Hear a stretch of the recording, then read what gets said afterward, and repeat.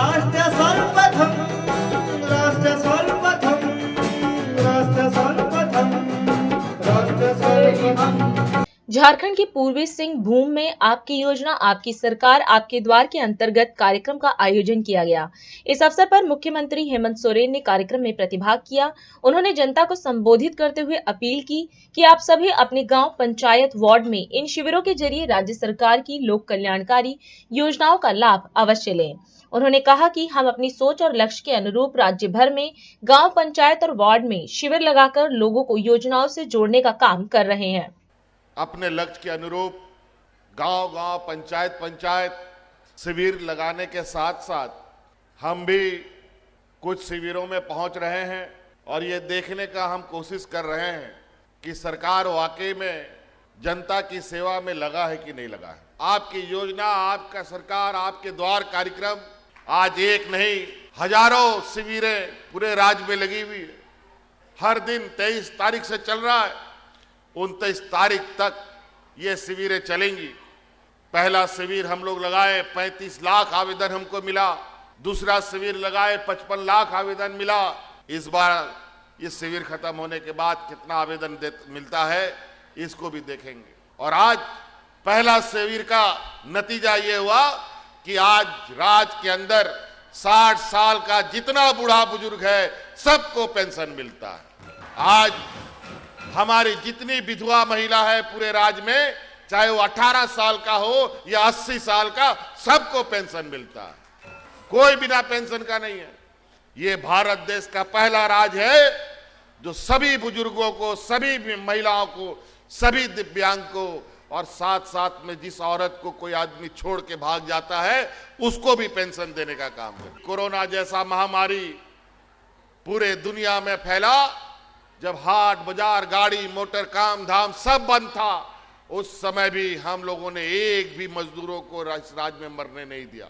सबको मुफ्त में गांव में, पंचायत में खाना बना बना करके अपने ग्रामीणों को मुफ्त खिलाने का काम हम कर रहे थे।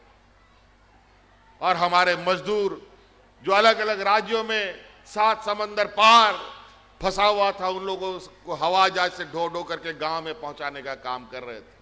ऐसे विपत्ति में भी हम लोगों ने ग्रामीणों का साथ नहीं छोड़ा। पूरा सरकार का मंत्री, नेता, विधायक गांव-गांव घूमता था और आज उस कोरोना ने हमारे 2-2 मंत्री को निगल लिया, 2-2 मंत्रियों की जानें चली गई। और वो सिर्फ आप लोगों को, हमारे गांव के लोगों को, हमारे आवाम को बचाने के लिए उन लोगों ने अपने प्राणों की आहुति दी। क्योंकि ये सरकार इस राज्य के आदिवासी मूलवासियों की सरकार है।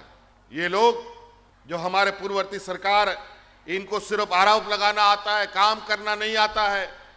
जो लाखों कर्मचारी जिनको तनख्वाह मिलता है, इस गांव के लोगों को, इस राज्य के आवाम की सेवा के लिए उसको तनख्वाह मिलता है। लेकिन इन लोगों ने विगत 20 वर्ष तक इस जनता की सेवा के लिए नहीं, इन लोगों ने अपने सेवा में उन सभी कर्मचारियों को लगा दिया। आज यही कर्मचारी आज आपके गांव में है और वो इसलिए भी है क्योंकि इस राज्य की जनता आवाम के साथ जो धोखा हुआ, तो धोखा हुआ ही, कर्मचारियों का भी धोखा किया, कर्मचारियों के साथ भी धोखा किया।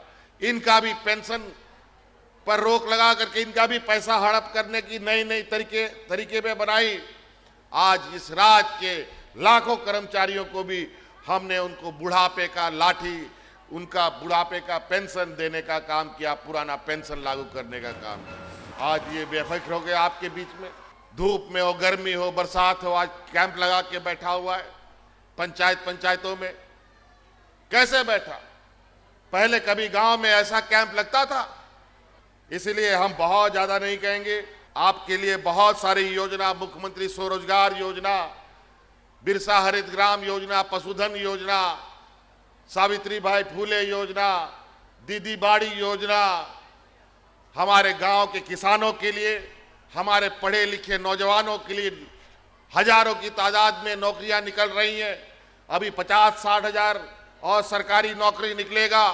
सरकारी, गैर सरकारी सभी जगह। अभी तो हाल में गैर सरकारी संस्थानों में लगभग 60,000 से अधिक नौजवानों को हम लोगों ने नियुक्ति दिया।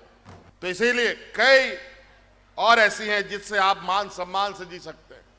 वर्तमान सरकार सुनता भी है, देखता भी है और घर घर पहुंचता भी है। बातें बहुत है, हम यहीं पर बात खत्म करेंगे। बहुत बहुत धन्यवाद। आप सब लोग इस पूरे खराब मौसम में भी यहां आए, इसके लिए आप लोगों को आभार प्रकट करते हुए हम अपनी वाणी को समाप्त करते हैं। बहुत बहुत धन्यवाद। राष्ट्र सर्वप्रथम